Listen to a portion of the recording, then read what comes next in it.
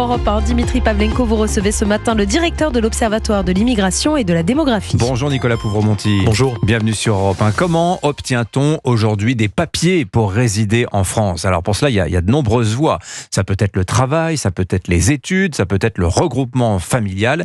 Et puis bien sûr, il y a le droit d'asile. Alors c'est l'honneur de la France de se faire la protectrice et le sanctuaire de ceux que leur propre pays persécute pour leurs idées ou pour leur religion. Sauf que le droit d'asile aujourd'hui est hors de contrôle. C'est ce que vous écrivez, Nicolas Pouvremonti, dans une note que vous venez de rendre publique. Vous donnez ce chiffre.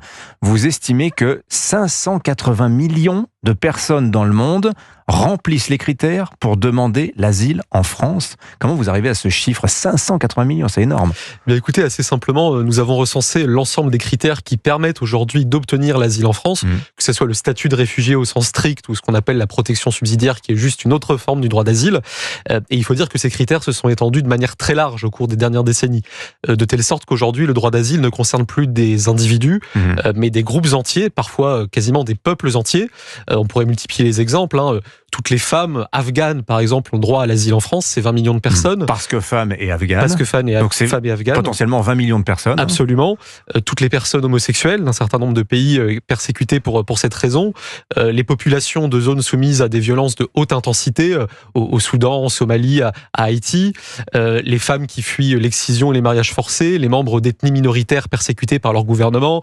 Les personnes atteintes d'albinisme, les albinos du Nigeria. On pourrait multiplier l'inventaire de ce type-là. Oui. Et effectivement, en appliquant ces critères à l'ensemble des pays du monde, on arrive à estimer qu'environ un demi-milliard de personnes, 580 millions, remplissent au moins l'un des critères permettant d'obtenir l'asile en France. Alors, vous montrez que dans certains pays, surtout en Afrique, vous avez entre le quart et la moitié de la population de certains pays, je pense au Soudan, à l'Éthiopie, etc., qui sont éligibles au droit d'asile en France.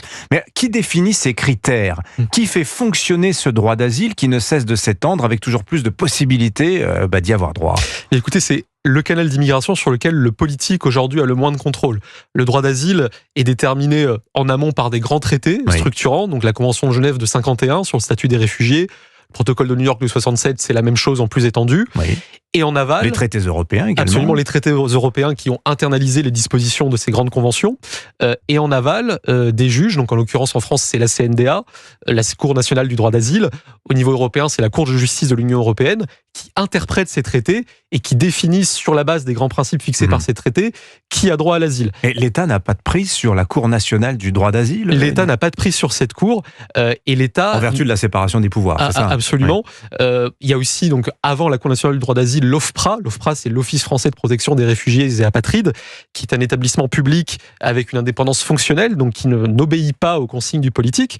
Et la vraie difficulté, c'est que ce droit d'asile, aujourd'hui, c'est un droit absolu, c'est une sorte de droit opposable à l'immigration, c'est-à-dire que si vous vous présentez en France et que vous remplissez les critères de l'asile, vous obtiendrez l'asile sans qu'aucune limite quantitative ne puisse être fixée dans l'état actuel de notre droit. Alors ça, c'est très important de dire qu'il n'y a pas de quota, entre guillemets. C'est ça. Donc, si on reprend l'exemple des femmes afghanes, dès lors que l'on considère qu'étant femmes en Afghanistan, elles sont exposées à des persécutions, c'est pour ça qu'on ne peut pas, si les 20 millions de femmes afghanes, prenons cet exemple théorique, demandaient l'asile en France, on ne pourrait pas leur refuser? Absolument, elle l'obtiendrait parce que le droit d'asile n'est pas soumis à aucune limitation de volume finalement. Et lorsqu'on évoque un demi-milliard de personnes qui remplissent ces critères de l'asile, il ne s'agit pas de dire que ce demi-milliard de personnes va se rendre en France, ni même que toutes ces personnes vont quitter leur pays. Mais il suffit que 1%, 2%, 5% de ces 580 millions de personnes décident de se rendre en France pour que les capacités d'accueil de notre système d'asile déjà saturé explosent complètement et qu'une pression très forte soit mise sur nos sociétés. Alors, dans votre note, vous suggérez quelques pistes pour permettre à l'État de reprendre le contrôle du droit d'asile.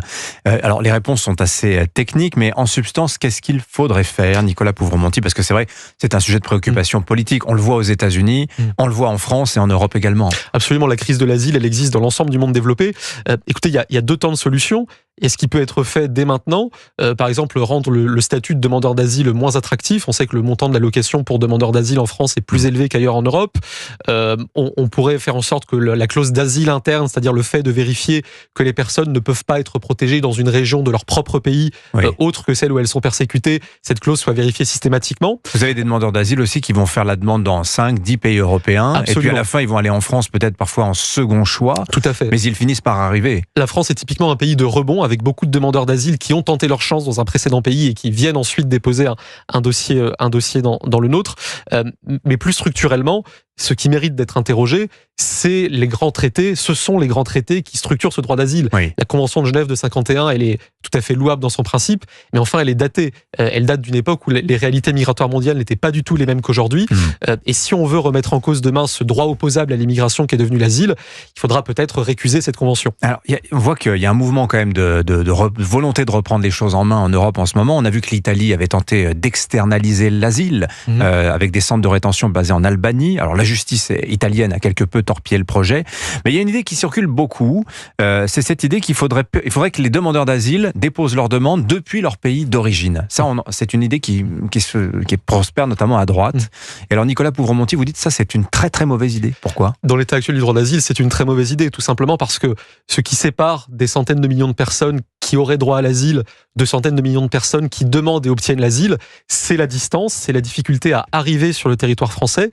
Demain, si on ouvre des guichets de demande d'asile en Afghanistan, c'est l'exemple que vous preniez, la moitié du pays est éligible, en sachant qu'avec l'asile vient ce qu'on appelle la réunification familiale, qui est une version maximaliste du regroupement familial propre à l'asile, sans critères de ressources, de logement, de durée de résidence. Donc en la matière, c'est aller au-devant des difficultés. Merci beaucoup Nicolas Pouvremonti. Merci à vous. Votre note, elle est à retrouver sur le site internet de l'OID, l'Observatoire de l'immigration et de la démographie, dont vous êtes le directeur. Merci d'être venu nous voir ce matin sur Europe 1. Bonne journée.